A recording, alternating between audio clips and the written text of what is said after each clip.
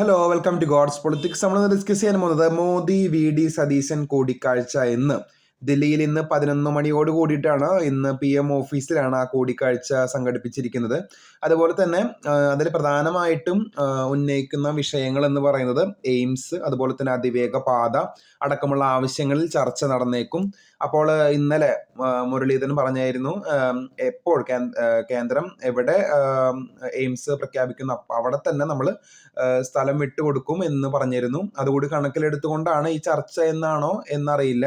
അതുപോലെ തന്നെ CBSE പരീക്ഷകളിലുള്ള ക്രമക്കേടുകളും പ്രമാണിച്ച് കേന്ദ്ര വിദ്യാഭ്യാസ മന്ത്രിയുമായിട്ടും ഇന്ന് മുഖ്യമന്ത്രി കൂടിക്കാഴ്ച നടത്തിയേക്കും.